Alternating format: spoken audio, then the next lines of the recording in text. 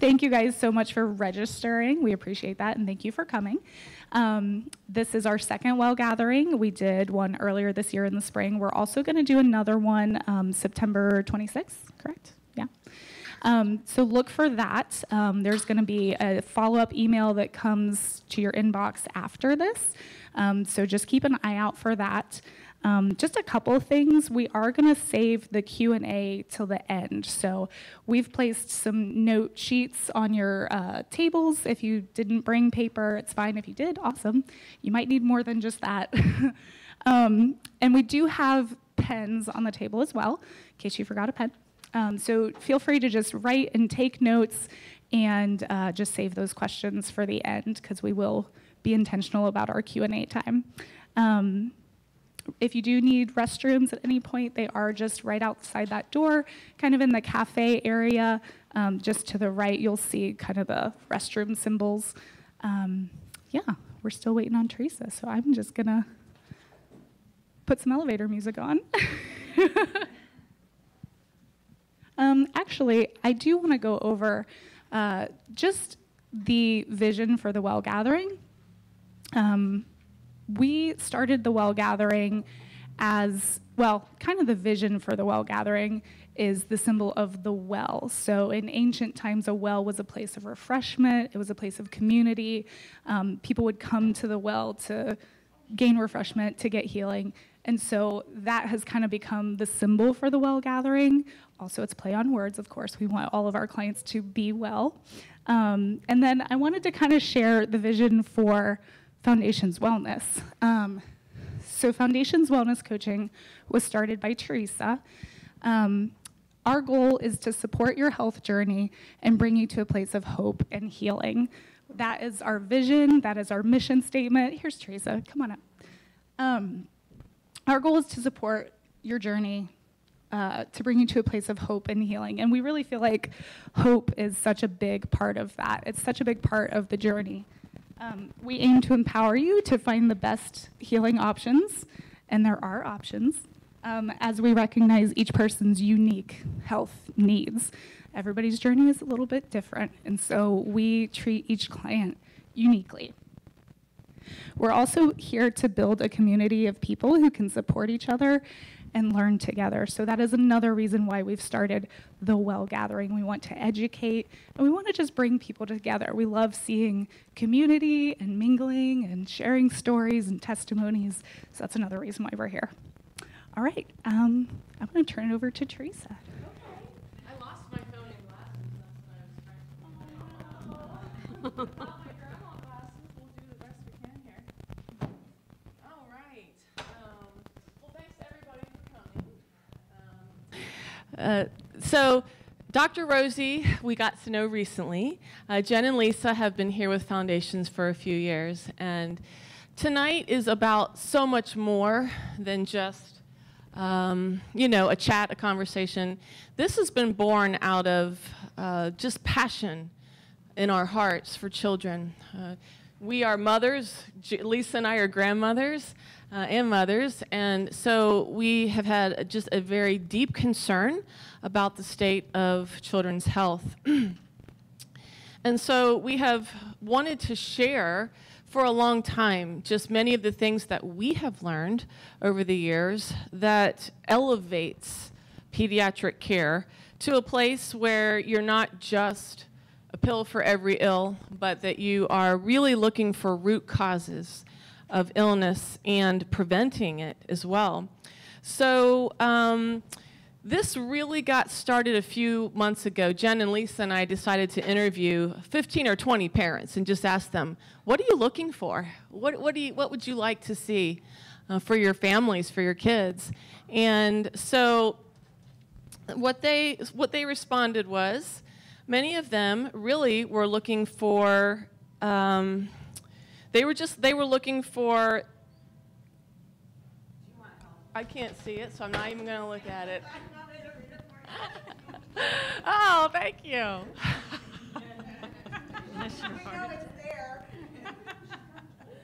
Okay.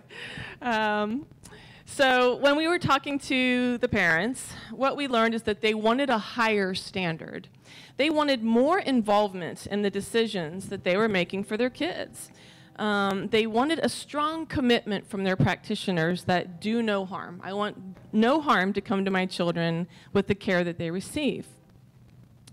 Parents wanted to know why. Why were kids getting more and more chronic illnesses at alarming rates? And they were interested in what was behind many of the neurological illnesses that we're seeing and what can we do about it. A top concern was expertise around acute and chronic care. So they were really looking for people or practitioners who knew what to do when my kid has a fever or a rash or has been injured. Do I need to take them to the ER, or can we just keep them at home? And that was another need that they expressed. Also, they expressed an interest in detoxification and root causes of illness. So they were telling us that as they were sifting through all the information out there on the internet, which many times felt like someone trying to sell them something, they were looking for someone that they could trust, someone who they felt like was not just trying to sell them a product or sell them a service, but someone who had really done their homework, someone who had looked at their research, who knew what they were talking about. So what we have assembled here tonight are hopefully going to be answers to some of those questions. So we're really excited, and without further ado, I want to just jump in and let some of these experts talk. Dr. Rosie, I'd like to start with you. Tell us about your journey from traditional pediatrics to your business simplicity of pediatrics that you have now. So, hi everyone. I'm Dr. Rosie Thend. I'm glad y'all are here, and thank you for having me. For 20 years, I was part of a traditional multi-specialty large group practice. And what I noticed over the years is that it really was more of a reactive kind of a philosophy. Like, you come in only when your child is sick or you think something's wrong. You go in for your checkups too, but they're pretty standard and quick, right? Like, everything good? Okay, fine. You got questions? We can answer maybe one of them, and we're doing it as we examine the child. So there's just no time. And the way that it's focused, I think, is not what's the best interest of children's health, meaning there's very little prevention besides immunizations. Like, there needs to be, I think, more focus on what can you be doing at home in terms of, these are like the 4 basics that I'll be talking about later on when we go around, but you know, nutrition and exercise and being outside in nature and having a faith that you practice or that you talk about with your child. I think these things are what over 20 years I have seen to be really encouraging for good health and protective against negative impacts, you know, on our health. So I wanted to do this more, and I couldn't where I was, based really on time. You just have to move the patients along, and you felt it, and there's a million roadblocks between you and your doctor because we don't have time to talk to you because we're seeing 30 patients a day, and there's no break because then we've got to do all the messages and everything else. So I left and opened my own office. So I went from over 100 doctors in my group to one, me, and it's all me, and I love it because there's no obstruction to the patients now. They have access to me whenever they want it for whatever question, and we don't have to drag you in for every little thing because some of it you can take care of at home if you just knew how to do it. And if you knew what are you looking for that we need to bring your child in. So a lot of it is education, a lot of it is prevention. I do more natural approaches to things. I still can prescribe medicine, and I still do, but it's not the first thing we do. We can try other things, herbs and supplements. We can try changing the foods because foods have a lot of power, as you know. I mean, I'm sure you all know that. And a lot of medications are based on things that happened in nature anyway, but we make them in a factory, which then you get all these other side effects and you get contamination. And if you had just eaten what the herb was in its natural form, you might have very similar effects to taking a medicine and less of the side effects. So that's kind of how over the years, seeing what's going on with kids physically and emotionally and psychologically, I felt like all we're doing is just medicating everybody, or we're referring them to counseling. And we're not answering anything. And if there were things that you know to do when they're younger, or any age, even if they're already teenagers, or your grandkids, if your kids are grown, if there were things you knew, why wouldn't you do them? And they could make a difference. And so that's what I do every day now, and I love it. And it's so much better than what I used to do. And that's part of what I'll share with you today. Absolutely. I can't wait to hear more of your keys to cultivating resilience. Jen, tell us more about your journey from traditional to what you're doing now. Yeah, so I work at a local pediatric facility as a registered nurse. Been there for 22 years. My journey in the holistic or alternative medicine world started 15 years ago when my daughter was born. She has Ehlers-Danlos syndrome. So there is a lot of things with that I have found success with thinking outside of the box. Traditional medicine has been great help, but I've gotten much success with her in thinking outside of the box. So that sort of is when her birth and her journey through the early childhood years is sort of what opened my eyes to the holistic medicine world, and then my health sort of came to a halt.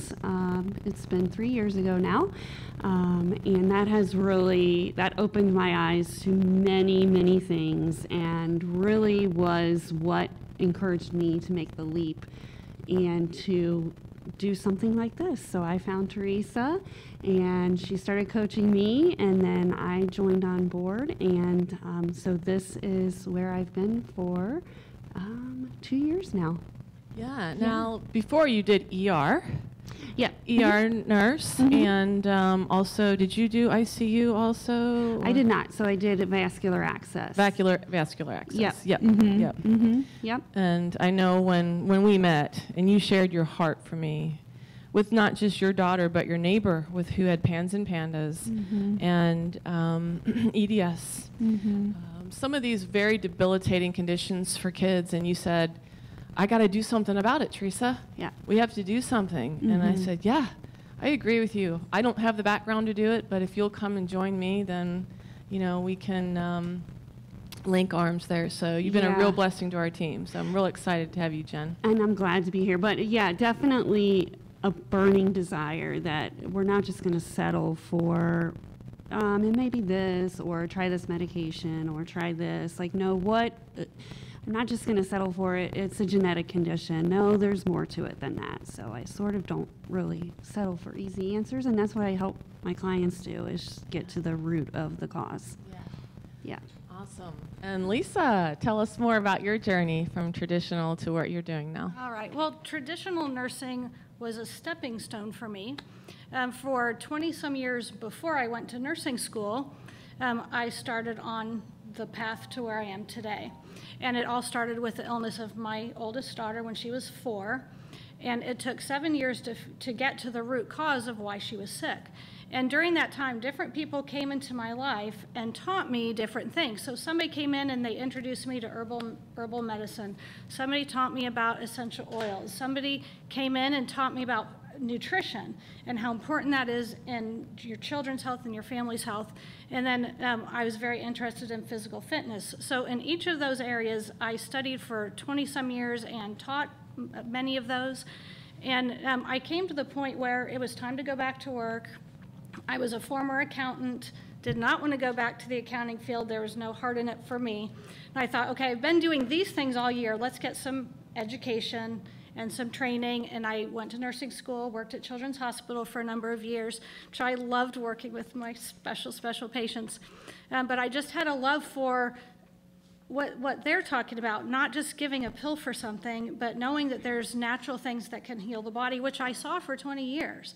And when the opportunity came to join Teresa, I mean, it is such a blessing every day when I come to work, working with the people that I work with, believing the things that we know with a passion that things can get better. I mean, there's too many people who settle. I talk to people every day, and they just say, yeah, it's a genetic thing. My kid, we've accepted it, and we're doing this and this. And it's like, don't accept it. Don't accept it. So you can help your friends not accept it, or your kids for your grandkids, because I feel like too many people just say it's just how it is, but it doesn't have to be that way, and we know that it doesn't have to be that way, and we want to see kids get well. We want to see their parents get well, their grandparents get well. As you can see, Lisa has a lot of passion around this, and we love that in our office. Yeah, she just brings just enthusiasm and joy and passion and so much love for the kids. All right, so Dr. Rosie, I would love to bring the discussion, because tonight we're talking about cultivating resilience in our families and our children. And so when we met with Dr. Rosie the first time and she talked to us about the things that she really teaches, we were like, wow, we resonated with you so much, and I'm just so honored that you're here with us. So would you please just share with everybody what your 4 keys are, and then maybe in about 5 minutes, and then we'll come back and delve into some of those. Okay. So again, this is all like my own musings. You're not going to read it anywhere except maybe on my website if you want to know more. But what I've found is, and you know, I've met lots of kids and lots of families over these years, and the trend that I see, as I mentioned before, is kids are just struggling in a lot of ways, mostly I would say emotionally, and I would argue before COVID. I mean, COVID brought it all, I think, to the forefront, but this has been going on for a while. And not only that, and that's the resilience part of it, you know, because we're all older, you know, we've lived, we understand life doesn't go the way you want it to, even if you do everything right. And that's not something kids understand. Kids think if, you know, you study hard, you should get an A, right? But they don't always get an A if they study hard. If we do all the right things, then this is going to happen. I'm going to get into this college. Not necessarily. So part of learning, I think, there's certain developmental milestones that need to happen. And resilience is one of them, but it's not one that anybody knows how to achieve, right, as a parent. You hear the word, you're like, I want my kid to be resilient, but how do I get that? Self-control is another one, because if you have a son, chances are the school told you that he has ADHD. I mean, mine probably would have been told that if he'd gone to regular school. He went to Montessori, so he was able to get up and down a little bit more. But I knew he didn't have ADHD. He's just a boy, and I knew what to do to like help manage that. But not everybody does, so we just medicate so that they'll behave and they'll be quiet, and we can teach to the test. Sorry for all of you teachers out there, but that's what it is. I'm married to an educator, and I know what the pressures are for teachers and for schools.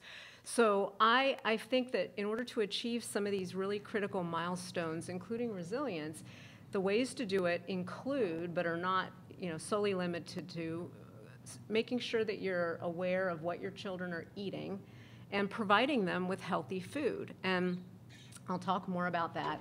Exercise. We've become really sedentary, and COVID made it worse, but I think we get into these habits, all of us, adults and kids need to move. That's part of how they get out that energy. That's part of how they think about their day. That's part of how they process a lot of stuff, is being active. And it encourages sportsmanship and getting along with others if you play with the neighborhood kids. I'm not even talking about on a team, although, you know, a lot of kids are on teams, but in my mind, too much sports that's organized interferes with your family time.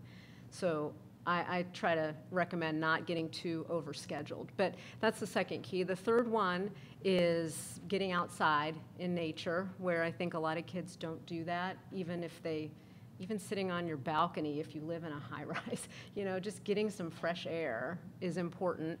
And then having a faith practice. And, you know, if you believe in God, talk about that and look for God moments to mention to your kids. Like, I do that all the time. Like, my kids will tell you they can't stand it sometimes because it's like, I'm like, do you know what I saw driving home from the gym? I saw a family of deer crossing the street. There were 2 fawns that were spotted and 2 males that had the antlers and a mama.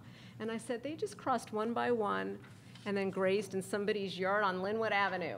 And they were like, but they were really like, really? That's awesome. And like, they appreciate nature because it's part of creation. And so that's what I mean by just the wonder. If you think about when your kids were small and that wonder, that joy, that love of life. Do you ever notice once you get to middle school, a lot of kids lose that and they become melancholy, sassy, jaded? Nothing seems to excite them anymore except their phones or their video games. And I think it's because they're losing touch with just the simple things that are supposed to make us happy, that we were put on the earth to enjoy and experience, and we aren't because we're so full of the artificial stuff, artificial food, artificial activities, technology, too much of it, indoors, too much of it. So these are the 4 basics that I'll expound upon a little bit. You know, I have all kinds of ideas on a lot of things too that are good for kids, but those are the ones that we're focusing on. Yeah. Oh, I can't wait to dive into this topic a little bit more. I know some of the young moms that I know are doing this get outside 1,000 hours. Is anyone else doing that? And I was just thrilled to hear it because I think children are spending so much more time on devices than ever before. I mean, my kids, I'm old, but you know, when they were younger, they were all playing on those Game Boys, which was bad enough. But now, I mean, with iPads, I think it's really difficult. They get bored so fast going outside. So I love what you're saying about that, and I'm really excited to maybe plumb into that a little bit more and about maybe electronic screen syndrome and some of the things we're seeing there. All right, Jen and Lisa, maybe you guys could just spend a little time telling us about some of the families that you're working with, some of the kids that you're seeing. Yeah. I'd love to. So I'll go first. So a lot of what I'm seeing in kids is behavior. So families who have kids who have been diagnosed with ADHD, and the family may or may not be interested in medication. They want to explore some alternative options, which we do, but we also look at root causes. Some other things, kids with headaches or migraines. Again, we look at root causes for those things. Also, as I mentioned, my daughter has EDS. I see a few clients with EDS, and we talk about collagen and the extracellular matrix a lot, and what is in that extracellular matrix that is causing joint pain and a lack of collagen within the body. We also, PANS and PANDAS is something else that we see clients with here. For the most part, also Lyme disease, of course. I feel like that's our main pillar here at Foundations Wellness. So Lyme disease as well. But for the most part with kids is what I'm seeing is behavior-related issues. Yeah. Yeah, and then of course you plumb into what, could there be a mold exposure here? Yeah, and we're going to talk about more of that stuff too. But Lisa. All right. Well, I have to ditto a lot of what Jen said. Sorry. No, that's all right. We see some very similar things going on in families. ADHD and ADD. I have some clients that have autism, learning difficulties, some with OCD. And as Jen said, we always ask the question, why? So what is happening in their body that is causing them to react this way?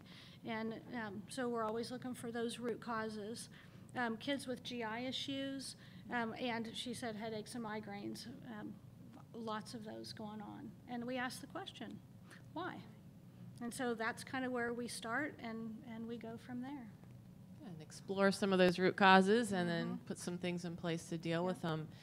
Dr. Rosie, let's go back to some of those things that you were talking about, because I get really excited and really pumped up when we start talking about nutrition. It's so important.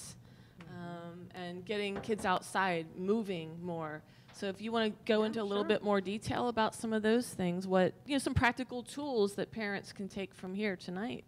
So we can start with nutrition, and what I tell my patients is that the more that you can give your child foods that look like nature, what they looked like in nature, the better off you're going to be. So whole foods, fruits and vegetables, lean proteins that you made at home rather than buying like frozen fish sticks. I mean, sometimes you have to do that if you're busy, but otherwise it's better if you can just buy fish and cook that at home. Similarly for what they're drinking, so many things have a lot of sugar, they have additives, they have colors. All of these things we were not meant to have. If you really think about the way our body works, the body, this is why one of the reasons I went into medicine, it's amazing, like every system and how intricate it is and how well adapted we are to use the fruits and vegetables and just everything that was put on the earth for us.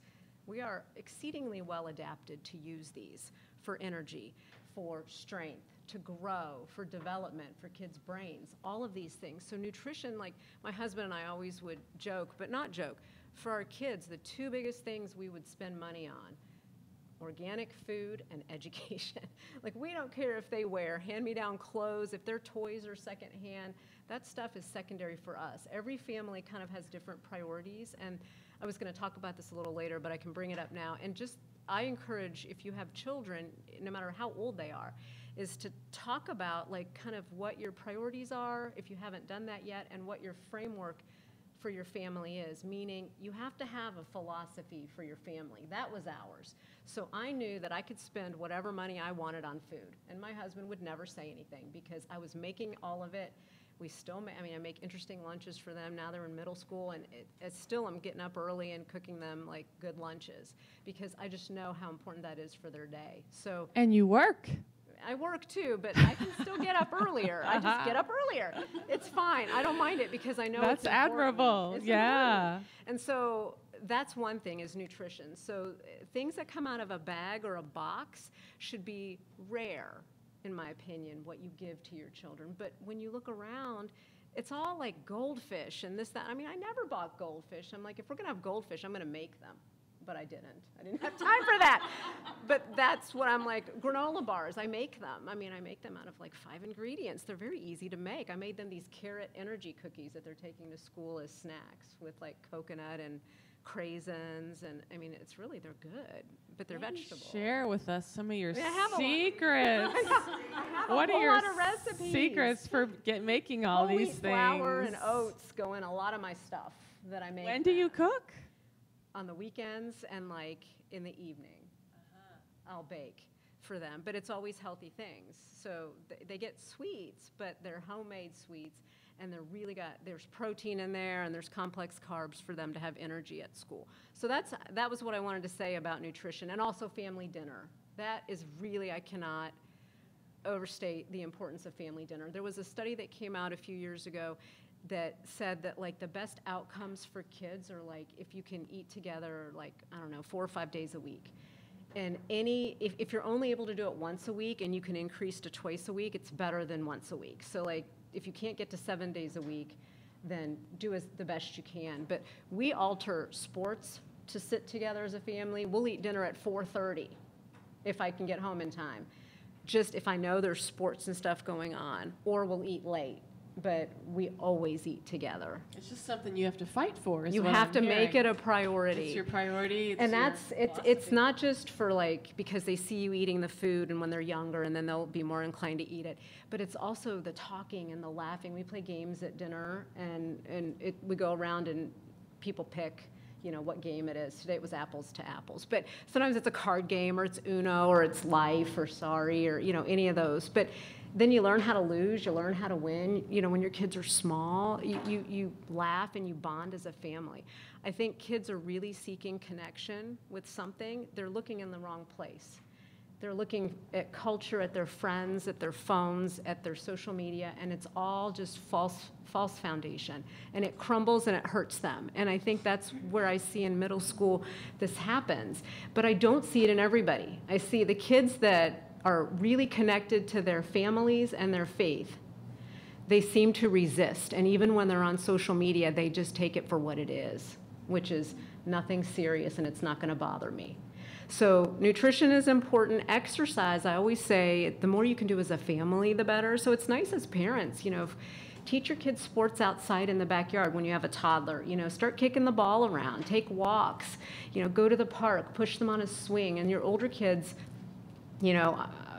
run with them or bike with them. Just find ways of connecting together where they're not just doing their exercise with their team. Because that's another opportunity for connection where they can see, oh, Dad's kind of cool. He knows how to do this. I didn't think he could do that. And it's like this you kind of get some street cred with your kid, especially when they're in middle school and high school and they maybe think that you're kind of annoying. And these are opportunities for you to say, really, I'm not. I know a lot of stuff and I'm fun.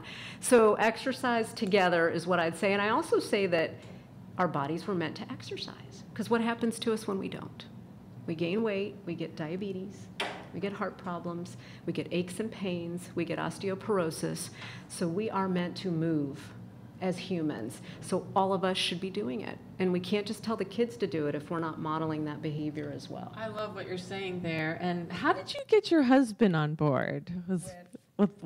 With all this? Yeah. He was already there. Did you there. guys meet? Did you have meetings of the mind to sort of put this in writing? Or Oh, you mean about we have a family kind of framework, and it does involve what I already mentioned and a few other things. And all we did was, it was really informal. You talk with your spouse before you get married about stuff like religion, kids, and money. Well, we just included all this other stuff in there too, because I knew, I'm like, well, this is how I want to raise kids, and I hope you're on board with it. And he goes, totally. And we didn't want to do daycare, so we adjusted work to try to figure out how we could both do it. And so it involved compromise, and that was fine. We were happy to do it because we had the framework. And you can adjust to the framework based on your family circumstances, based on your kids, age. But as long as you have it, then all of your rules and your boundaries, this is another take-home point that I was going to mention at the very end, but I'll say it now. You don't have to worry about what's going on around you. It doesn't matter that every fifth grader has a phone and your kid doesn't. If your family policy is no phones until such and such age, then it really doesn't matter what's going on. So all the pressure that we feel as parents, and we give in when we know the decisions are not good, right? I mean, we don't think they should go to that party. We don't know those parents. We think there's going to be alcohol, probably weed, but we don't want our kid to feel left out. Well, no, if you had a policy that you don't go to a party unless we know the parents and we know it's chaperoned, you can't spring it on us at the last minute. You can, but the answer will be no, right? You've already talked about it. It was ahead of time. The child knew the boundaries, and you can feel very free to say no. With your toddler, they're too young to really understand, but you should start the rules and let the tantrums occur, because we quash all the tantrums with phones and tablets because they're out and they're acting up and we're embarrassed. Don't be embarrassed. They have to go through that. They will never learn how to deal with their feelings and not getting their way if they don't go through tantrums. So when they're having one in my office, I'm like, nobody gives a phone because it's my office. So the people that I attract now are like, yeah, they're fine. And I'm like, they are, let's keep talking. And we just ignore them and they're on the floor screaming and it's totally fine. And then they give up because they're not getting anything that they want. And eventually they realize fits get you zero. So, I'm going to try to control that. And that helps them when kids are shoving them at school. So they're not going to just hit back, right? They're like, nope, I know what to do when I get angry because I've been practicing it for years because my parents don't give me what I want. So that's the second thing. And then nature, real quick, and then I'll be done with this part. I'm just piggybacking on what you're saying because I love what you're saying. But then with the third of the four kind of, philosophy points that I have with nature, it's not only good because it's healthy, right? And we were meant to be in nature. But it reduces anxiety. So all my anxious patients, I tell them to sit outside. I tell parents who are overstressed and overscheduled, can you take 5 minutes to just sit outside and either read the Bible or read your holy book or just sit and listen to the birds and the cicadas and feel the air and the sun and close your eyes and just experience it for 5 minutes. It's like you did yoga for 30 minutes if you could just do that for 5. So it's really good for mental health, for anxiety. It's good for our physical health. And actually, there's a study I read, but it was old. It was news on the internet, but it's not new, about like the nearsightedness epidemic. Like by some year, 2030, 50% of the world's going to be nearsighted. And that's because you need a certain wavelength of light that you can only get from the sunlight to make your eye grow in the proper way. So again, I would argue, God knew what he was doing. Put the sun there at just the right wavelength to help our eyes. So you don't get that wavelength, and you're on a screen also. It's a double whammy, and you end up nearsighted. It's one of the major causes of myopia. Wow, I did not know that. So you are such a wealth of information, and did you guys have anything you wanted to piggyback on? I just wanted to say, so much of what I hear you saying, Dr. Rosie, sounds so simple. I'm like, wow, why don't I do that? That's easy. It's easy. But really, it is easy, but if we just do it. I feel like we're very distracted in today's world. But it kind of ties into us here at Foundations Wellness. So Foundations Wellness, we talk about our foundations, the basis, the simplicity of our bodies. So I just wanted to mention how I just sort of made that neat connection. And you know what? You get the gold star, because that was going to be in my conclusion. Simplify. Sorry. No, it's awesome. So now you hear it twice. And then I'll mention it again. That's right. You got it. Yeah. Thank you. You got what I was trying to say. Because the things you're saying are very countercultural. And so that's hard. You know, if it was something that, you know, I definitely felt raising children, just that desire to be normal, to fit in, to be like everybody else, and for my kid not to be mad at me. But at the same time, what I hear you saying is that cultivating resilience in those children sometimes requires them to not fit in. Or fit in a different way. To fit like in a different way. It's cool that they don't have this, you know, or it's cool that they're not participating in this, you know, and eventually I think kids start to respect that, the other kids. And really, who cares? Because you're the family unit, right? It's your family. And when you made a decision to have children, then it became your responsibility to raise them up with the values that you think are important for them to have. And more often than not, I don't find that culture has values that are consistent with like normal values that you would want you don't want your child to be acting crazy like on TikTok, but they do it because they see it. And again, I would say because they're just following along with the crowd. So if that's what's going on, then I'm a believer in natural consequences too, where if your child makes a bad choice, which they always will because we're human, so we're always going to make a bad choice, but you need to learn from the bad choices. There needs to be a natural consequence, meaning, you know, you don't get grounded for a month for doing something. It's like whatever the natural outcome would be, you tie it into whatever it is that they did, and they have to make it right. So if they did something that hurt the family, they have to figure out a way to make it right for the family. If they said, "I hate you, Mommy," and they hurt your feelings, then when they're not in a fit, they have to make it right and mean it.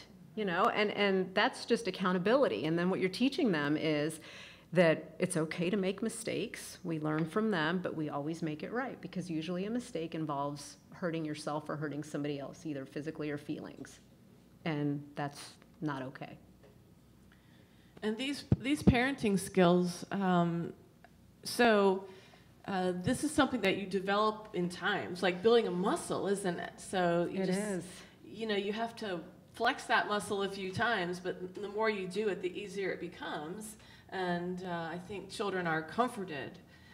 They are with boundaries. Mm-hmm. If they know where the boundaries are and the boundaries are firm.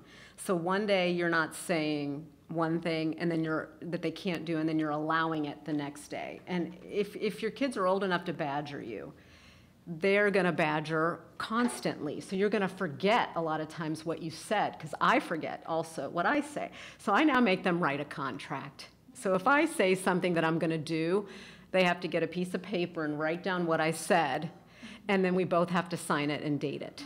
Usually it's, would you, buy me something from Amazon? And I'm like, do you need it? Whatever, we talk about it, it might be something they need, but then 2 weeks later they want it and I forgot I said it was okay. So who would remember that, right? When it's constant requests. So they write a contract and show me the contract, and I know my signature, so then I'll do it. So that's another way that we have to stop the nagging. because I'm like, write a contract if I agree. If I don't agree, stop talking. And they do. Takes creativity, doesn't it? I love what you're saying, just showing your love to your children and cultivating resilience through boundaries, through family values, through nutrition, through getting outside. Jen, I would like to turn the conversation to you for a moment and talk to us about what are some of the physical things that you are seeing that are playing into some of these health issues in our children today. Yeah, so toxins are a big thing. So the Environmental Working Group has done lots of studies. They're a non-for-profit organization, and it was back in the early 2000s, they tested cord blood of so many newborns and found on average over 200 industrial chemicals in the cord blood. That was in the early 2000s. I don't want to know what it is today. So definitely we're seeing toxins are playing a role in kids' illness today. And so those are just passing mother to baby, right? Like those, they found those in the cord blood, so that's before the child ate anything. Absolutely, absolutely. So the children are being born, so everybody has their own bucket of toxicity, and children are being born with their buckets more and more full these days with toxins. I remember when I first saw that study, it blew me away because every single baby had mercury. Yeah. Every single baby. Mm-hmm. And a good number of them had pesticides, DDT and chlordane, that were banned in the 1970s, but they're persisting. And if grandma was exposed to it and it was passed to mom, and mom wasn't able to detoxify it, passed to the baby. And so some of these things that were banned 70 years ago, we're still seeing kids today. And some of these toxins are hard to get rid of. So there's also PFAS that are found in the cord blood, and those are known as forever chemicals. They're called forever chemicals. They're very difficult to detox from. So it takes a certain level of awareness of that from the mom's standpoint too. Yeah, and those are found in? PFAS are found in like nonstick cookware, Teflon, anything, any type of cookware, nonstick. Okay. Water-resistant jackets and clothes and stuff like that. Yes. Yes. Firefighting some clothing, foams. firefighting. Yes. Yes. Yes. Microwave popcorn. I, as a nurse working at the hospital, I ate so much microwave popcorn. I think I have how many PFAS in my body? Yeah. So, sorry, keep going. Yeah, so just all the other different toxins. We mentioned mercury. Lead is being found in the cord blood of babies. You said pesticides, BPA, and plastics. Many of my clients that are doing testing through us, through urine testing, they're coming back high in BPA, so plastics. Where are we getting these plastics? Water bottles, cookware, everything has some level of plastic bags. The paper receipts from grocery stores, that's BPA. That blew me away when I heard that. You mean when I touch the receipt from Kroger, I'm getting BPA through my skin? Amazing. Yeah. Yeah. And so what you're saying is that when you're doing some of the urine testing, you're seeing a lot of these toxins in even little kids? Kids of all ages. Kids of all ages. Yes, absolutely. Yeah. And then, how do we know then that these things are playing in to the illnesses? So we know based off, for kids, most of the time it is playing a role in their behaviors. So also what toxins do is they affect the gut microbiome. So the gut microbiome is tied to the brain. So actually the gut is sometimes considered the second brain. The two sort of converse back and forth via the vagus nerve. So the vagus nerve is like a two-lane highway of communication between the gut and the brain. So when we have toxins, pesticides, PFAS and whatnot, they prevent the good bacteria from growing, and they allow the bad bacteria in the gut to overgrow. So if you think of the gut sort of like a rainforest, so in a rainforest everything lives in perfect harmony and equal balance, everybody's happy. If one thing sort of overpowers the other, it kind of creates a storm. That's kind of what we think of the microbiome as. Everything's in perfect harmony. We have good and bad bacteria in the microbiome, but we want an equal balance. So when we are exposed to these toxins, and for many babies born with these toxins, we're already setting them up for an overgrowth of bad bacteria in the gut. So then we're seeing gut symptoms. And when the gut, again, is imbalanced, it communicates with the brain via the vagus nerve, which triggers the autonomic nervous system, which is a whole nother cascade. So they have insomnia.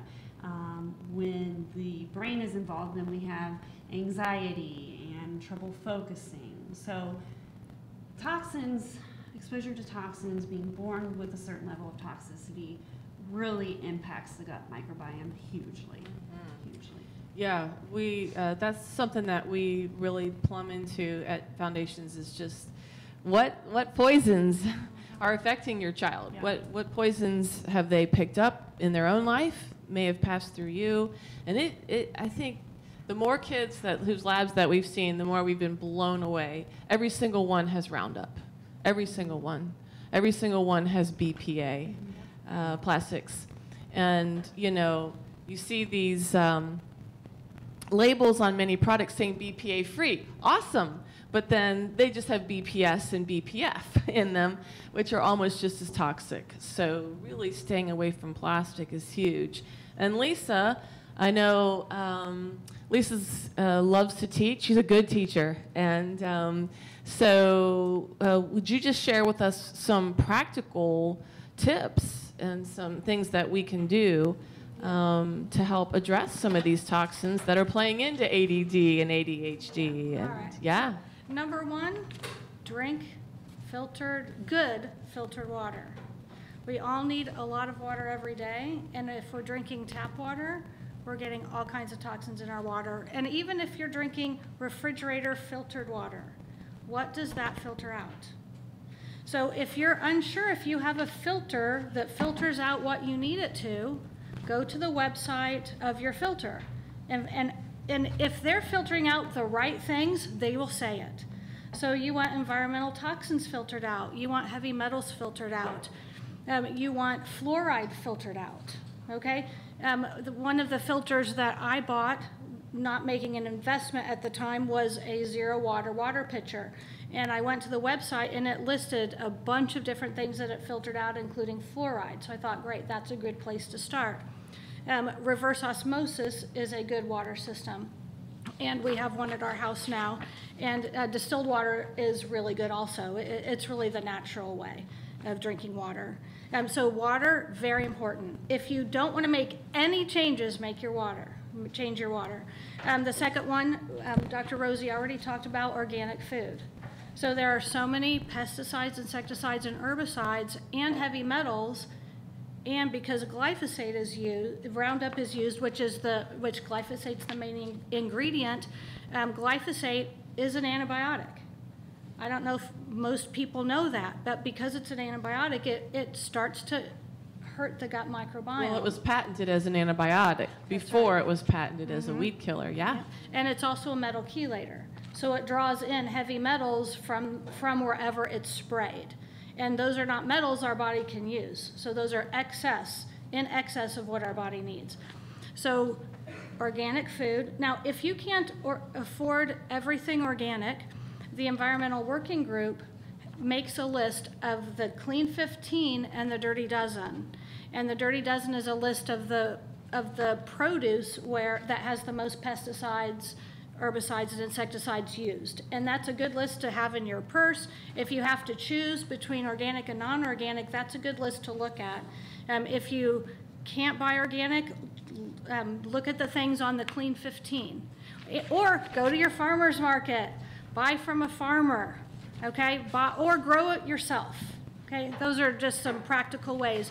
I try in the summer, if I can't grow it, I try to get it from a farmer who can, as much as I can. I know those days, you know, it's getting into the fall. I don't know how long that'll last, but I try to support them as much as I can. I'm going to piggyback on what you're saying, because Dr. Rosie brought this up too, that one of their values was they're going to put their money towards their food. Yep, I love and I was just cheering when I heard you say that. We use metal water bottles too. Ah, yeah, yes. the To send stainless to steel. school Yeah. because they take a water bottle to school Instead and of the they're drinking plastic. it all day long. Yeah. But it does cost more, a lot more sometimes, and sometimes we have to give up other things, but I agree with you. I think it's a huge But that's financial your list, priority. and the list is, we use that too, the Dirty Dozen and the Clean 15, and we also have backyard chickens. It's not that hard to do. The eggs are delicious, you know, and like we know what the chickens are eating because we feed them with our compost and, you know, organic feed. So that's another thing that's, you can do it. We live in the city, so I've always wanted to do that. it's doable. We have 7 of them, and they lay about 4 or 5 eggs a day. Nice. That's great. I love Yeah. it. That may be in my future. All right. So what are some things that we should stop using if we want to decrease our toxin load? Pesticides, insecticides, and herbicides. I don't know if any of you spray your yard so you have perfect grass. Anybody? No, you don't have to admit it. Okay. Yeah. So, I mean, most of my neighbors spray. I'm one of the few yards that has clovers and, you know, dandelions sometimes. Us too. Yeah, but you know what? The bees like my yard, and the bees need my yard. Friendly to have that stuff in your yard. Yeah, yes. So those are just really detrimental. They get into the water. Okay, the water supply is tainted with all of those things because so many people use them. We already talked about the nonstick pans. So if you want to use something different, and there's a list back there, I'm not sure if each of you got one, that has resources. So we have some examples of different things you can use instead on that list. It's a 3 to 4 page resource list. So make sure you pick one up on your way out. So anything that we talk about, most things we are giving resources for. And if there's not a resource for that, talk to us and we may be able to find one for you, okay? Okay, so we're going to talk about household products and skincare products. How many of you know you don't want to use anything that has a fragrance? Probably many of you. Okay, fragrances are really toxic to our body. They really hurt our endocrine system. Okay, they're endocrine disruptors. And if your endocrine system isn't working, our hormones are not healthy. And that's what we need for communication in our body. So that's really important. environmentalworkinggroup.org/skindeep rates skincare products. Is that where you do for laundry also? That site? It used to be all one site and they've changed it now. They do have an app you can download, and Okay. they've got a scanner on the app. You can scan your products and it'll rate each product like red, yellow, green, and it'll tell you if it's red, why not to use it, what's in it that's toxic, and whatnot. Yeah, so while you're learning, that's a really great site to go to for to know if the products you're using are healthy or not. And Made Safe. Yes. Made Yes. Safe is another really good website where you can look at the products that you are using and see are they safe, and find safer alternatives as well. Okay. It takes time, you know, one by one takes time. to change over what you're doing in your home. It's a lot, but But it's never too late. Never. Never too late. Right. Never too late. Yeah, and we've already talked about plastics. So anything that you can do in your kitchen to not use plastic is a good step forward. And plastic bags are a hard one. Like if you need something to seal, it can be really hard. But we've recently found something called, it's paper that has beeswax on it. And I actually put vegetables, I put cucumbers in it, and it was great. It was a little bit like using a plastic bag. So that was just something new I found 2 weeks ago, and I thought, oh, I'm going to try that, because I'm always looking give me something that can replace my plastic bags. I mean, you can use glass containers for a lot of that, but then there's just some things that you just, want to throw in something. There's some silicone bags too that are less toxic, especially if you're just putting cold food in them that will zipper shut. Yeah. That I have found, and beeswax wraps too that are pretty easy to find online. Okay, yes. Also, when it comes to EMF, which is a toxin and can affect people very differently. Electromagnetic frequencies. Sorry. So which would be your cell phone or a smart TV or a tablet or computer? What you want to make sure you don't have those in your bedroom when you're sleeping at night. They can be very disruptive for your sleep. And when I learned that from Teresa, I just couldn't believe the difference it made. So I just put mine in my bathroom. I don't turn it off because I have people who may need me in the night. And so if just for emergencies, I have it on, but I keep it outside my room. And then my husband's is in a container that shields it. And it made a really big difference for my sleep. So look in your room. Do I have a smart TV? If you do, turn the Wi-Fi off on it at night. And then if you have a computer that's in there, also do the same. It can make a big difference. Yeah, those artificial waves, if you go to environmentalhealthtrust.org, ehtrust.org, you'll see 2,000 to 3,000 scientific papers showing how damaging the artificial waves coming off of all of our devices are to our cellular health, and can absolutely, maybe not cause an autoimmune disease, but can absolutely put gas on the fire. And I just want to talk about one more toxin, and that's mold. So mold tends to be an issue for a lot of people, but they don't necessarily even know that their house has mold in it. Mold can hide behind walls. So anytime there's been water damage, the damage isn't just right here, but it moves. And so you can have damage in places in your home that you don't even expect. And so if somebody has an illness and it's just not improving, okay, we've been doing this for 6 months, test your house for mold.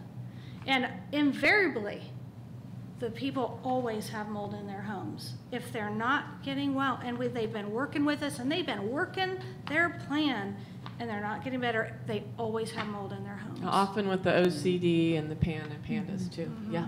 Yeah, so that's just something to think about.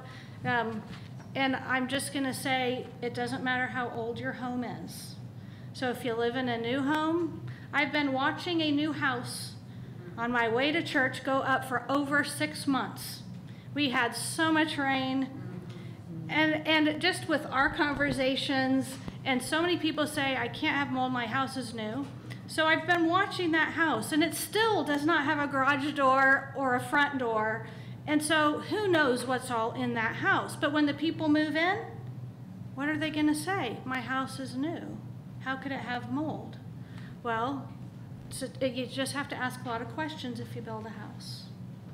Yeah.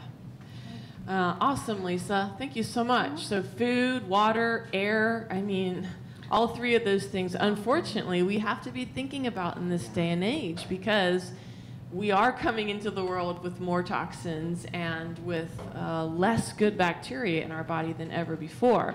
I want to bring it back to you, Dr. Rosie.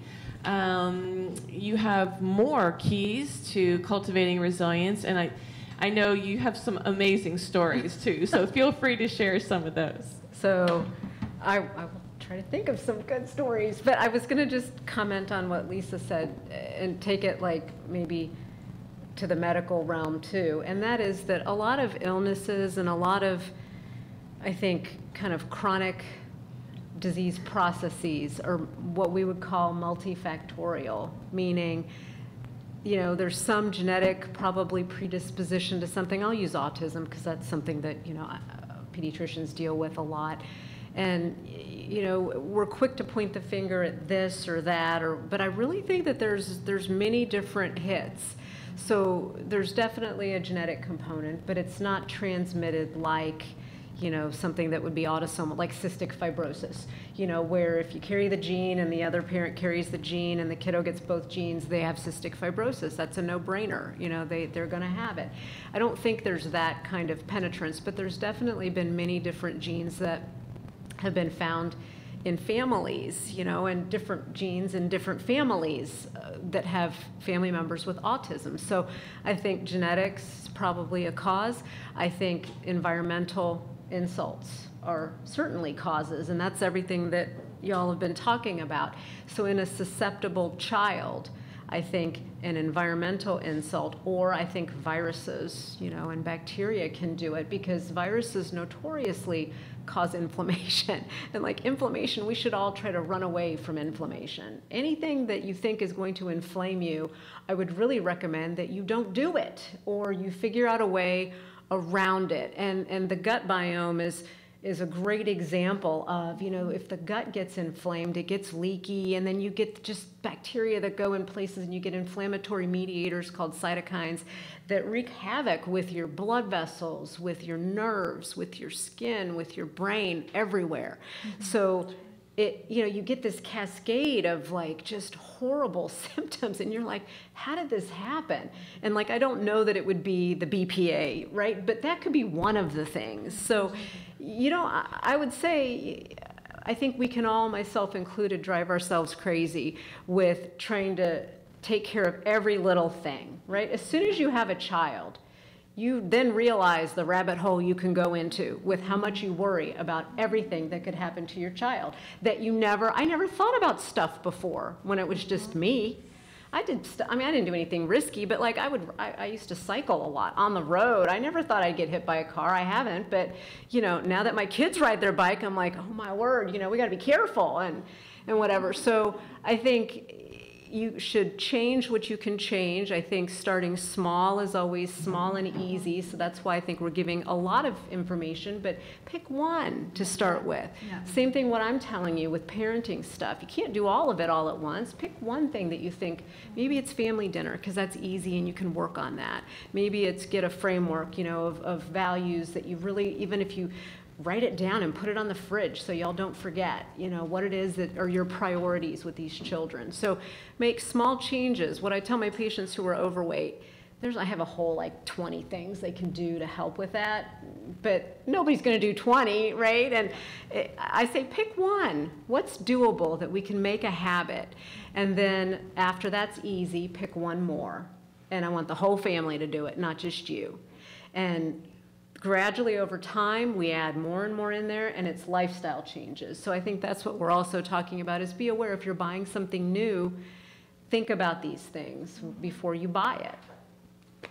Yeah, so I agree. Yeah, so awesome. What you're saying is don't get overwhelmed by all the many things that we're saying, but just start somewhere. Right. Wherever you are, just take one more step. That's right. If you've never filtered your water before, look into a zero water pitcher. You can buy it at Kroger. You can get it on Amazon. If you've already done that and you would like to have, even more, you might consider reverse osmosis and then adding minerals back to it, or restructuring it.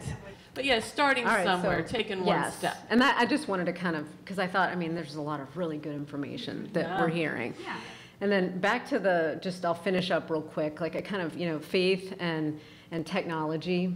So I usually spend a lot of time on technology. By now, I think I've talked enough. You know how I feel about it. It's not evil, but it controls us, adults and kids. And how can we expect kids to be able to put boundaries on themselves when we can't do it either?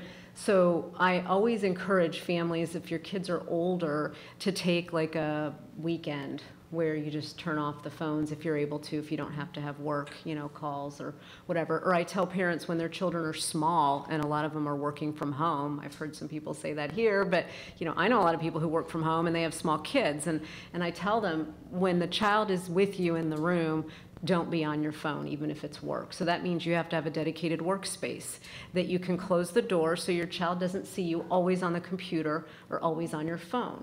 Get in the habit of not checking your phone. It's really hard, but like put it away when your child is awake. It used to be that I would say, like, don't drink soda pop when your toddler's around, because you know that he or she's going to want to taste it. And as soon as they taste it, it's like a drug, and they're going to nag you for it and scream for it.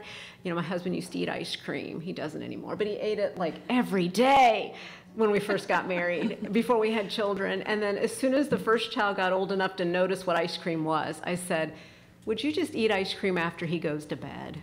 And he said, sure, I'll do that. I said, thank you, because I don't want to have to fight that. I don't want him to have ice cream, you know, until somebody else gives it to him, like grandma. So he did. So it's just kind of thinking about that. And so that's kind of with technology. I encourage families of older kids to just take a screen-free weekend, you know, and fill it with other things. So we could be outside, we could be reading, we could be playing board games, we could, whatever it is. You know, you could try a new hobby, you could learn how to cook, you could do family pizza night where you're making the dough from scratch. They're like endless, you have so much time when you're not on your phone, so much time. And so do the kids. And I will tell you that every kiddo that would ever take me seriously on this, a lot of them won't do it. They tell me they will and they won't. And the family doesn't do it either. They say they'll try and they don't. And that's okay. But the ones that do, it's like they got their kid back. It's like they got their pre-phone kid back. Every one of them tells me that. And I will say, it doesn't have to be that way. So what I think kids, like I had said before, they want to connect with their parents, even though they act like they can't stand you when they're middle and high school. It's all just bravado, you know, they don't even know they want you, but they want you. So whenever they're being nasty and sassy, they still have to be respectful, but be kind, be gentle, be loving, and realize this will pass, but you don't give in.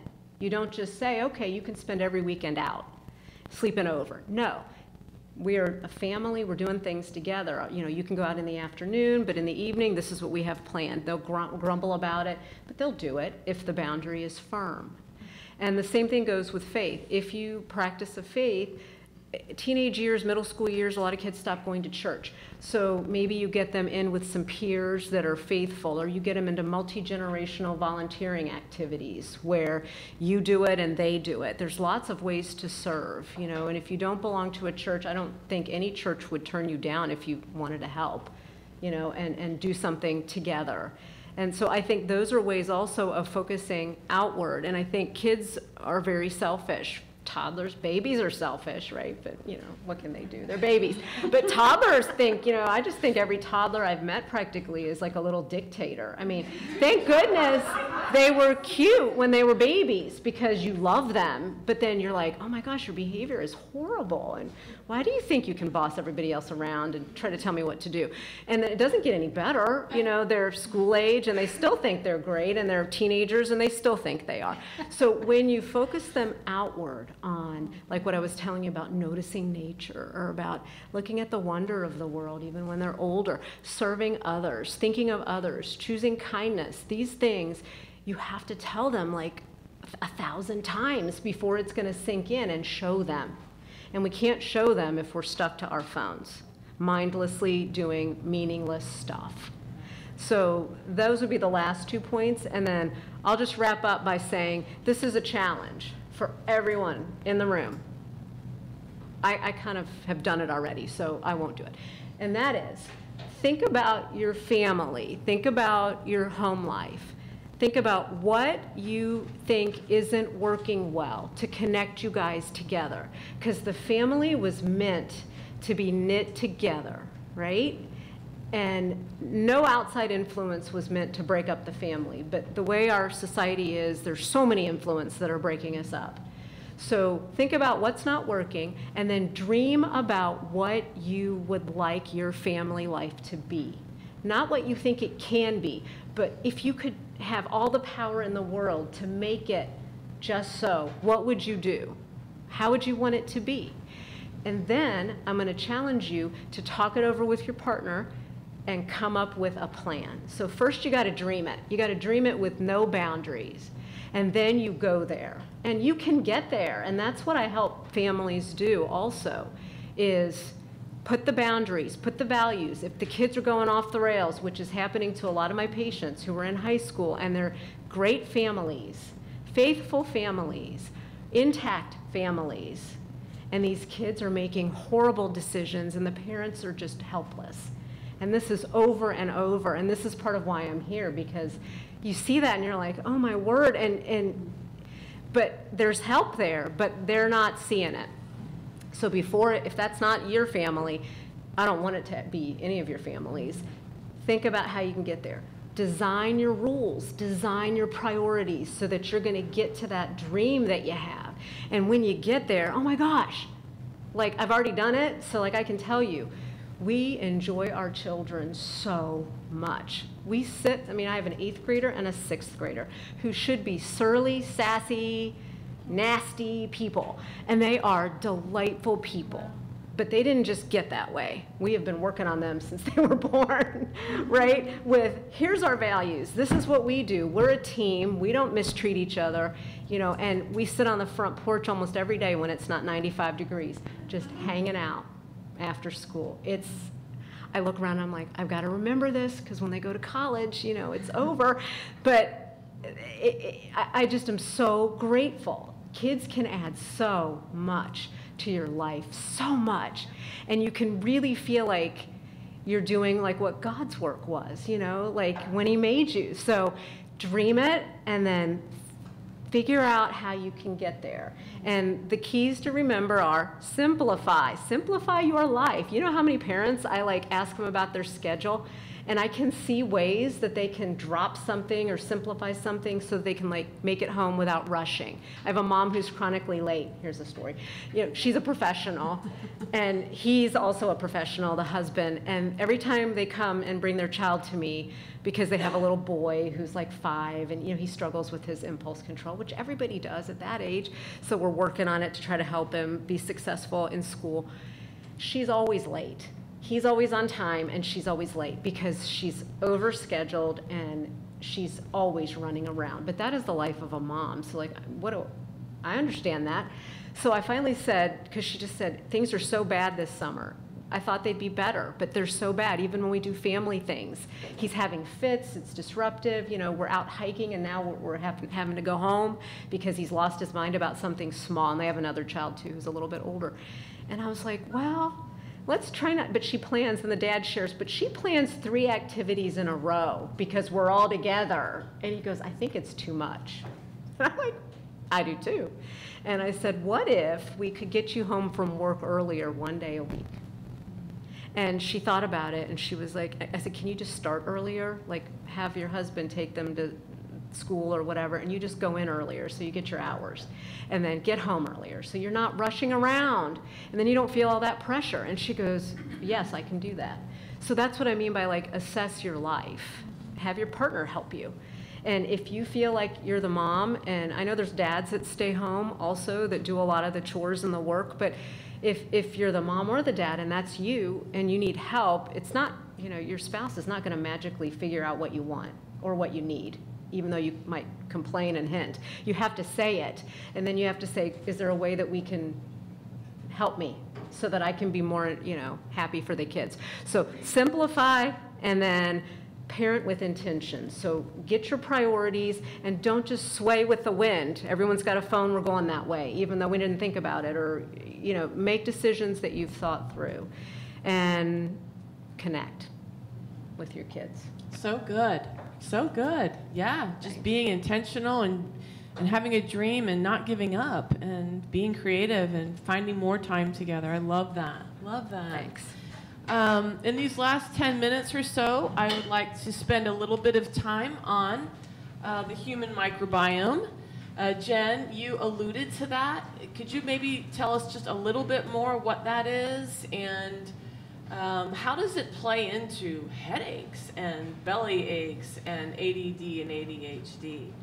Yeah, so again, the microbiome is sort of like the rainforest. So when we have certain levels of toxicity, we have an imbalance of the bacteria, the good and bad bacteria.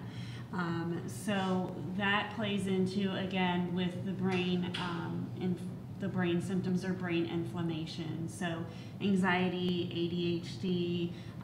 So just in general, when you're working on the microbiome, that includes some work, obviously, with diet and ways to minimize toxins coming in.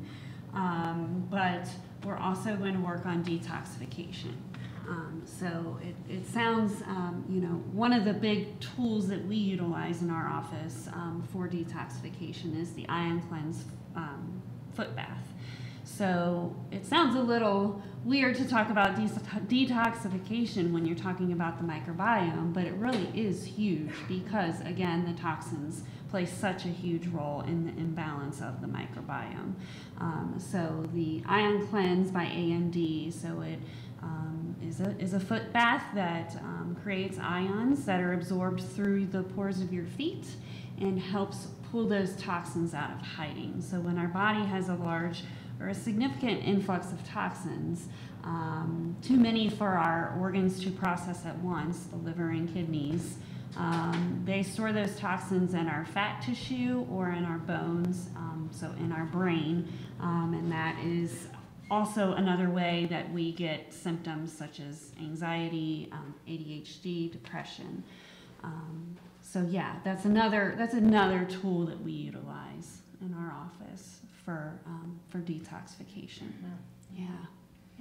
And Lisa, did you have any just tips or tools for just sort of correcting when that rainforest of our body gets out of whack? The certain good bacteria get killed off by Roundup and pesticides and plastics, and then some of the bad bacteria overgrow. How can we turn that around? Yeah. All right. So we have a few things. So could somebody bring me a jar from back there? So one of the things that we love is called probiotic jar, and in it we make fermented vegetables, and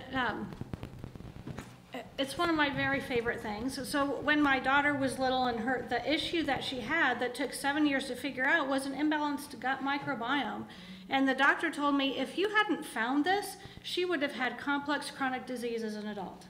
Okay, I knew that in 2001. And it's 2023, and it's still the case. So it's really important to balance your microbiome. So one way is through fermented vegetables. With each forkful, you get billions of good bacteria. Another thing can be milk kefir. Now, a lot of us that work at foundations, we've discovered raw dairy. And if you want to talk to any of us about that, feel free to talk to us after. It is very nutritious. It has everything you need in it for digestion, has the enzymes, it has the nutrients, fat-soluble vitamins A, D, E, and K, which is hard to get from anything except animal products. And so raw milk kefir, if you could buy kefir grains from Amazon, you put milk, raw milk. If you weren't using raw, use organic milk, and you sit it on the counter. And in 36 hours, you have raw milk, you have milk kefir. And that's another avenue to get beneficial bacteria into your gut. You can make your own yogurt. So probiotics that you find in a jar, in a container, they're made in a lab. Probiotics that you grow yourself through something like fermented vegetables or making milk kefir, they have to compete, and they're very healthy for your body. Those ones are the ones that make a big difference in your gut. There's something called spore biotics, and they are different than a probiotic. They are found in the soil, and they have a shell around them that protects them. So when you take them, the stomach acid does not kill them. The enzymes through the bile salt does not kill them.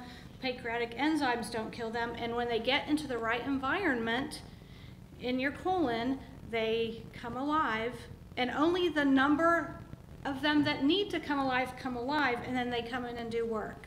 So whether it is supporting beneficial bacteria, whether it is reducing the number or killing the organisms that have overgrown, they do what they need to do where they need to do it. So that's called spore biotics. Let me see if I have anything else. There's also called prebiotic fibers. And these are things that you can eat that feed the good bacteria. So those might mean different legumes, different kinds of beans. Green bananas are a good prebiotic fiber. White potatoes that are raw. Now, you can put them in a smoothie. I haven't eaten them yet, but that's also a good prebiotic fiber. And jicama. Dawn loves jicama. And so do I. Onions and garlic are all prebiotic fibers. Mushrooms also.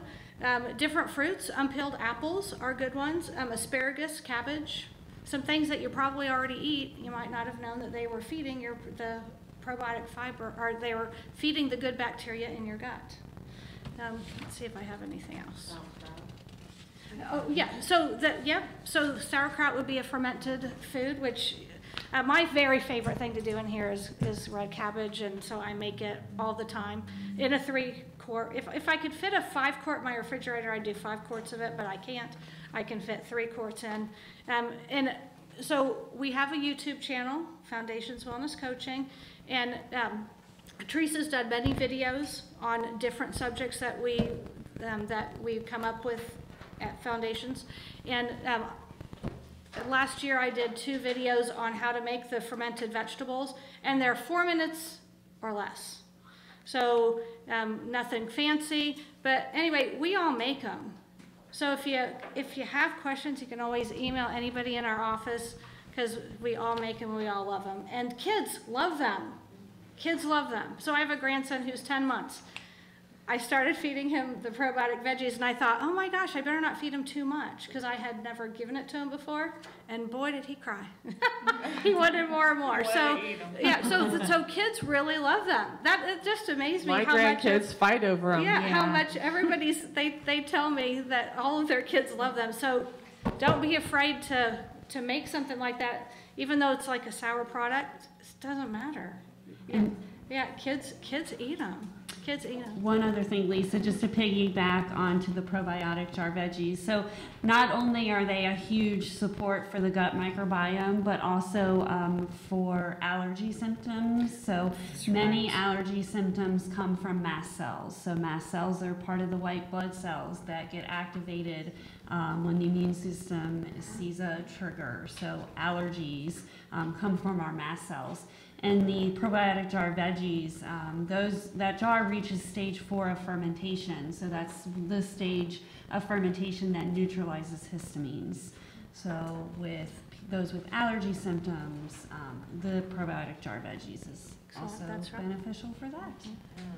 Yeah. I love what you ladies are saying. So basically, if certain environmental poisons, pesticides, herbicides, heavy metals, plastics are coming in and killing off the good guys, then the bad guys, so to speak, can sort of over multiply, and you can end up with so many symptoms.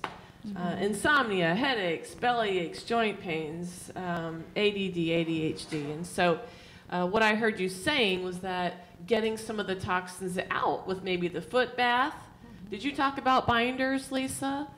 I did not talk about binders. About binders. We use binders a lot. But yeah, binders are, so we have different binders that we sell that mop up the waste products of things like mold, things like parasites, bacteria, viruses, and get those waste products out of the body. And we have binders that bind to heavy metals, bind to environmental toxins, and they are very effective for that, to help get those toxins out of the body. Yeah, just the simplicity of the human body.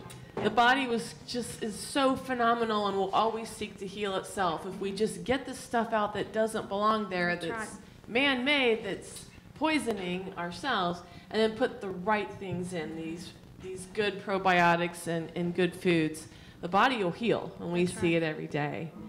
Teresa, may I also add that I always recommend judicious use of antibiotics also, which goes along with what we're talking about, and realizing that many childhood illnesses are due to viruses, but it's just quicker when there's only a 10-minute appointment to not have to explain to a parent, well, this is not a sinus infection, it's a viral infection, and here is why.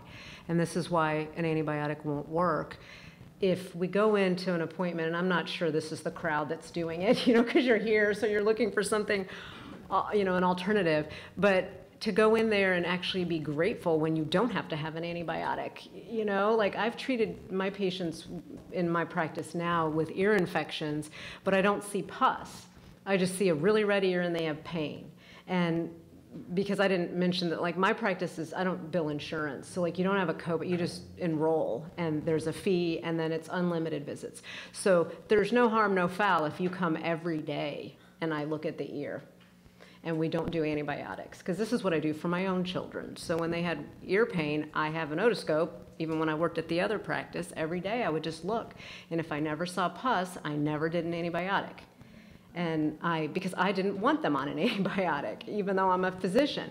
So that's what I do for my patients. If there's no pus and they're over 2 years old, you don't have to treat it. You can just treat their pain and watch it. And the majority of those kids don't need an antibiotic because their pain goes away in 2 or 3 days. And they had a cold also. And so it was a viral otitis media. So that's where I think it's important too, if you go to your doctor and the doctor's really quick and, oh yeah, it's this, it's an ear infection. Just say, well, tell me what you see. Just ask that one follow-up question. And, well, the ear's red, or it's a little red, or it's an early ear infection. Well, what's an early ear infection? That could be viral, that could be bacterial, hard to know. So ask. And then, you know, what you can do in an over 2-year-old is give the parent a safety net antibiotic prescription that you don't fill. It's just a printout prescription for an antibiotic that either, you know, you can fill it in a couple of days or sooner if the kiddo gets worse, if this, and this happen. At my practice, I just bring them back. And I'm just like, let me look at it before we prescribe anything. So, and that's all because I know what antibiotics do to the gut. And the more you step it up from amoxicillin, if you're going to go to Augmentin or the Z-Pak, and this is for you guys too, and me, adults, you know, Z-Paks are handed out like they're nothing by urgent cares to adults. Oh, you have a cough, it's probably bronchitis, here's your Z-Pak. I'm like, no, do you hear it? Like, I don't want the Z-Pak unless you hear it. You know, I would rather just be sick for a couple of weeks and I know it's viral and I'll take my supplements and get over it. So this is where I also encourage you to kind of think about it. Protect your kids' biome, what's naturally there. We don't need to be killing it, not only with toxins, but also with antibiotics, unless they really need it. There's some really fantastic herbal antibiotics that work, oregano and garlic, you know, that really do fantastic with ear infections and many different infections. We're just about out of time here, but I wanted to open it up for Q&A. If anybody has a question for one of the panelists, we can spend a few minutes.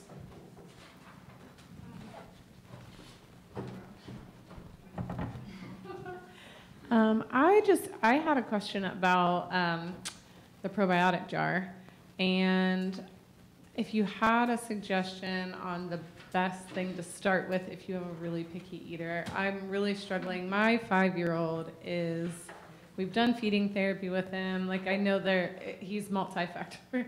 There's a lot going into him, but like, it's so hard for me to get him to eat things, but I really have a strong suspicion that like if we started with gut, like we could move forward in a lot of things. And so I'm like, this is interesting to me, but I'm like, wonder where I would start. Like, if there's something that you all who work with kids and you know, you recommend this to families, is there something where parents are like, yes, my kid really likes that? So green beans are always a big hit. The green beans, and then is there a vegetable that you know that he does eat? This kid has never successfully eaten a vegetable in all his 5 years, except for when he was like itty bitty. Okay. Once he started with that, I'm a picky toddler. So with that, you might even sneak some of the juice or the brine. After the fermentation, the ferment is done, just get some of the brine into him, like sneak it in with whatever, you know, whatever the drink, you know, even water. So mix it in with some other food. But really, it's quite fascinating. After the kids start getting some of the probiotic into them, so even if it is just the brine, their body knows what's good for them, and they start to crave it. I know it might sound bizarre, but then you could even just get out one of the green beans, cut it up really fine so that it's, because it will be kind of crunchy, and so if texture is an issue, that you might have to get creative with that. You can do whatever you need to do once you take the green bean out of the jar to get it into him. Yeah, sure. Yeah, and it really helps with picky eating too. The more good bacteria you can get, because the bacteria play into that, those preferences. Okay, we have time for a couple more questions. I know you have one. Plenty. You just stop me. Remineralizing water for kids. What do you put in besides salt? So I will speak to this, and then maybe I'll let anyone else answer, but I just recently listened to a well-known podcast, and specific to reverse osmosis water and remineralization. But if you have a healthy diet, you're getting in all the minerals that you need. I felt that was very interesting, and it makes sense. So, but specific to kids for remineralization. What about for your daughter with EDS? Have you done anything specific for her our sodium RO intake? system remineralizes itself. Besides that, we don't do anything special for remineralization. Okay. She eats a very healthy diet. Right. I just throw beyond pink that. salt into my water because I make distilled. Yeah. Throw some pink salt. But that doesn't have potassium, right? It's just the sodium I think chloride? there's 81 minerals in there. Okay. Yeah. Okay. So. And then on the detox foot baths for kids, how often and how long do you start them? Like how many minutes and like what frequency? So it depends. It all depends on how sensitive they are. If they have a lot of reactions, like a lot of allergy symptoms. If they have some mast cell reactions, I would start very slow. 5 minutes or? Kids tend to go through a whole cycle. So, and I think it depends on the child too. And I'm not sure what Ion Cleanse recommends. Teresa, do you have any? I've always started the little ones at 10, 12 minutes. Yeah. And then, bump up to 15, then to 20, then to 25, and so forth. Okay. Yeah. I have other questions. Okay. Someone raised their hand back here. It just kind of goes along with that question. I've been trying to get a good water system in the house for years.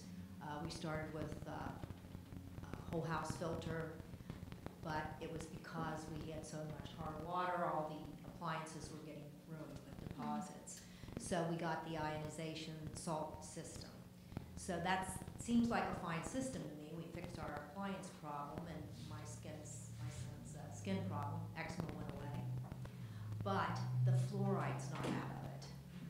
So when we drink our water, we use it out of plastic bottles, and it says on the bottom that the label is safe, but I'm hearing that plastics are not safe.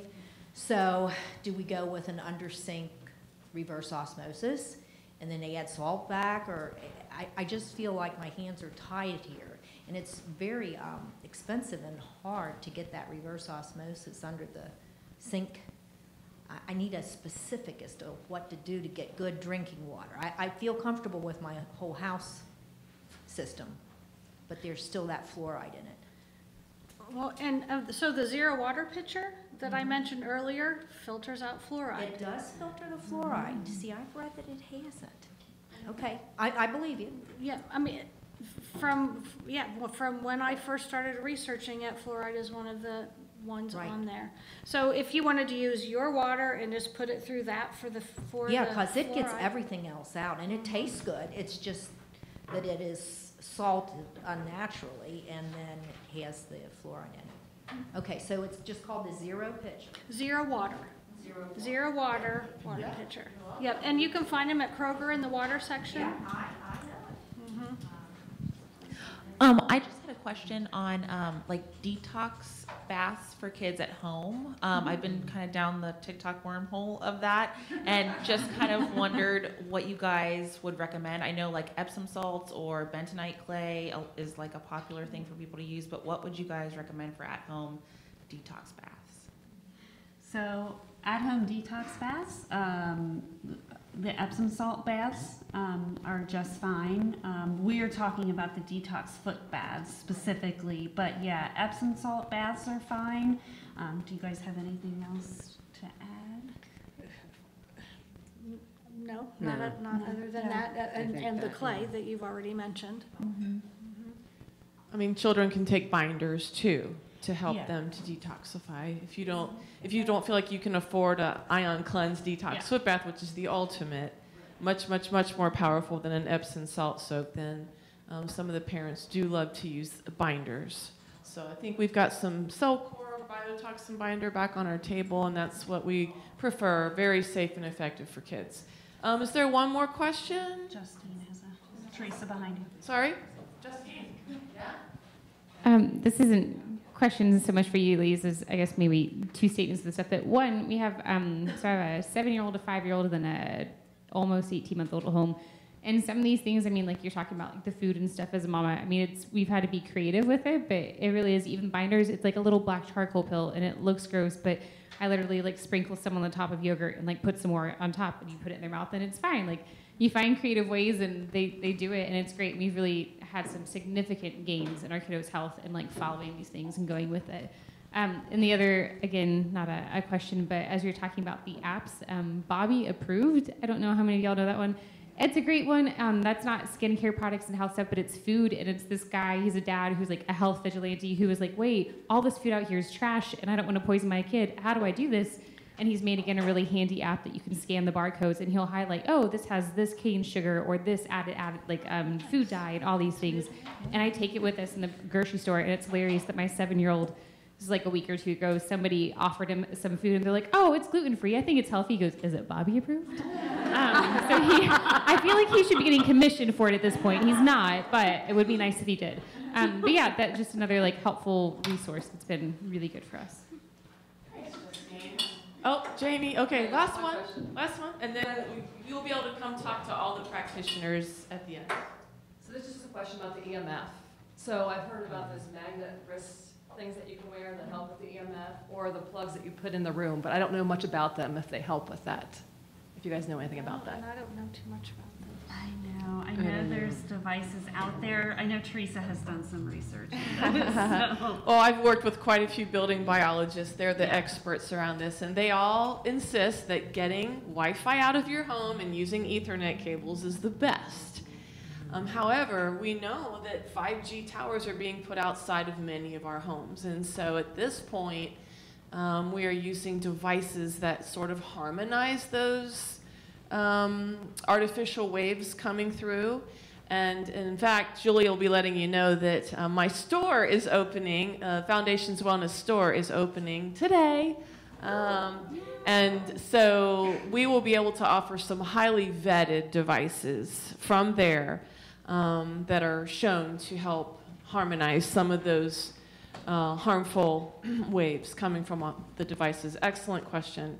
I wanted to throw out there before Julie comes up quickly, a great book, because I loved what Dr. Rosie was saying about getting off the screens and the devices and the dramatic improvement it can make in children's behavior. A book called Reset Your Child's Brain by Dr. Victoria Dunkley. You will really, really enjoy that book. She can get 80% of her kids off of their psychiatric meds just by getting them off of screens for 3 weeks. She lays out all the science behind electronic screen syndrome. In 3 weeks, yes. And so it's a fantastic book that you would want to put on your resources. So please come, feel free to talk to any of the practitioners. I don't know how long you all can stay, but as long as you can stay, we'd be happy to meet with you and answer any further questions. So Julie? Take it away. Yeah, thank you guys. Can we just give these guys a hand really quick?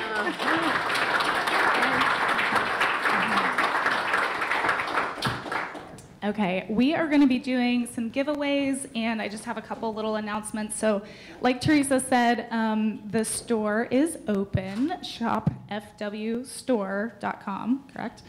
And we do have a discount code. It is FIRST10, the number 10.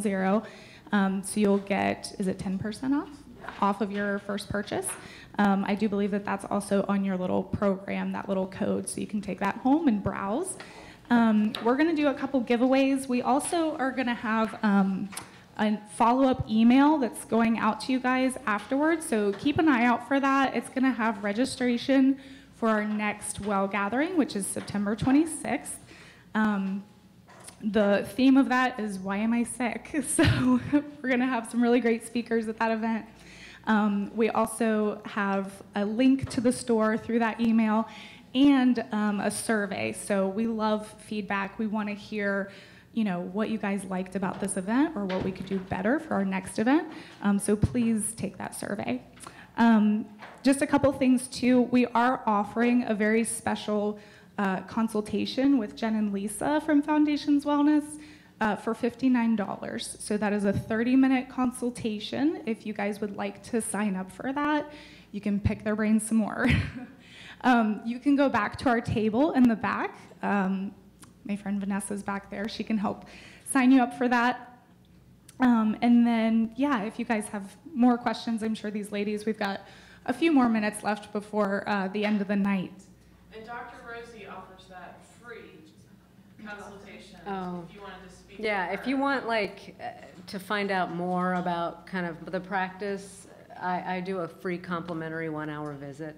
Do you have a call? I Googled you, and all I found were health grade reviews. I didn't see Oh, it. yeah. I couldn't find you either. My neighbor actually, yes, my neighbor recently, like your post, I've been eyeballing Foundations, and then my neighbor recently brought you up, and we're both sitting there Googling you, and it took a while to land on. I know, and because it goes to my old job first, and I've called Google, but I have cards that are on the table. So grab a card before they're gone. Okay, so we are going to do some giveaways. Just a couple of things. We're going to give away a probiotic jar. So you guys definitely want this. We talked about this. We also offer these for sale at Foundations Wellness Coaching. So there's a table in the back with some products that were mentioned here tonight. The Mega Spore Biotics. So they mentioned the Spore Biotic. They come in a gummy form, which is great for kids. My son is 2. He takes them.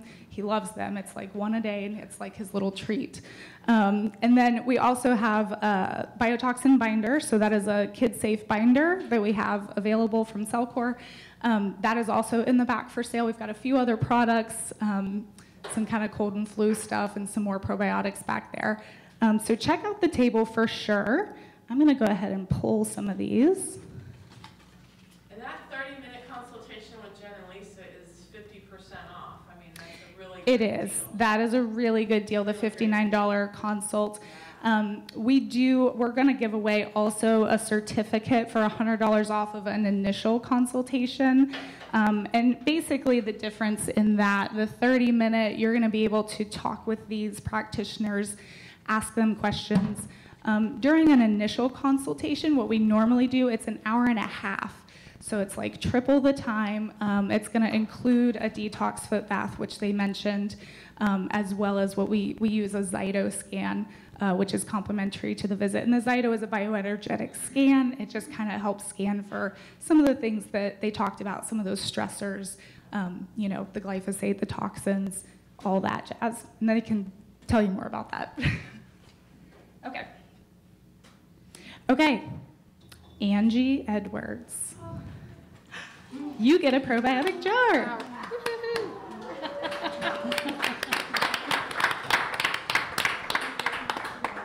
And if you have questions about that, or you need a review, again, Foundations Wellness YouTube, there is that video on how to do it. Probioticjar.com also has some videos too, in case you get stuck. Okay.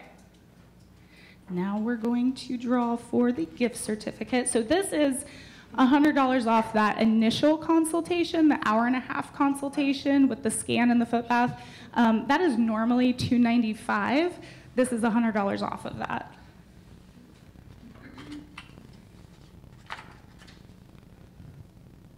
Kelly Ante. All right.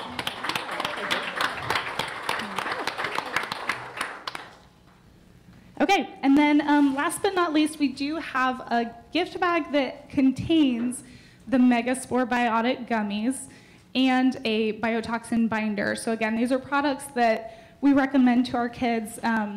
My son is on both of these. He loves them. I love what Justine said about sneaking in that biotoxin binder. Like, I put it in applesauce, and he does fine. He doesn't even know.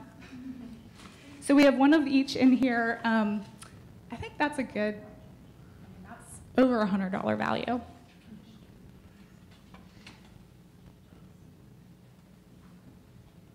Travis. Oh.